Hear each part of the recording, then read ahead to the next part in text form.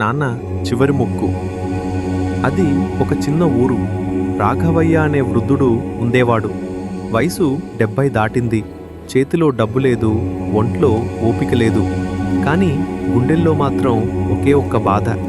తన కూతురు లక్ష్మికి ఇంకా పెళ్లి కాలేదు. 32 వచ్చాయి. ఊరు మాటలు మాట్లాడుతోంది. బంధువులు మొహం చాటేశారు. కానీ లక్ష్మి మాత్రం నవ్వుతూనే ఉండేది. నాన్న బాధపడకూడదు అనుకుంటూ. ఒక సోమవారం తెల్లవారుజామున 3 గంటలకు రాఘవయ్య నిద్రలేచాడు.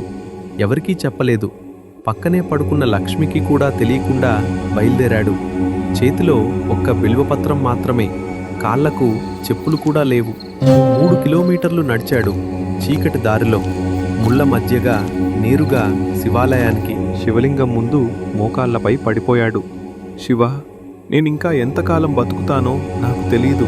కానీ నా కూతురికి ఒక మంచి జీవితం చూపించు, అంతే చాలు అని చెప్పి బిల్వపత్రాన్ని శివుడి పాదాల దగ్గర ఉంచాడు. తర్వాత ఇంటికి వెళ్ళిపోయాడు. ఏమీ జరగనట్టే మళ్ళీ నిద్రపోయాడు. 3 వారాల తర్వాత పక్క ఊరు నుంచి ఒక సంబంధం వచ్చింది. మంచి మనసున్న అబ్బాయి, అనాథ, డబ్బు లేదు, కానీ హృదయం మాత్రం బంగారం. లక్ష్మికి కూడా అతడు నచ్చాడు. కొద్ది రోజులకే పెళ్లి జరిగింది.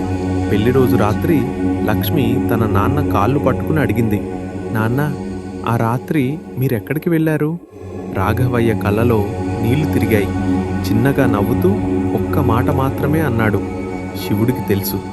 సోమవారం రోజు శివుణ్ణి మనస్ఫూర్తిగా ప్రార్థిస్తే ఆయన ఏ భక్తుడి మొరనైనా వినకుండా వదలడు.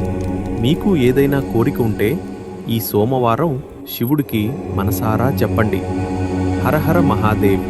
ఈ వీడియో నచ్చితే లైక్ చేసి సబ్స్క్రైబ్ చేయండి. భక్తితో ఓం నమ శివాయ లేదా జై శివశంభో అని కమెంట్ చేయండి. హరహర మహాదేవ్.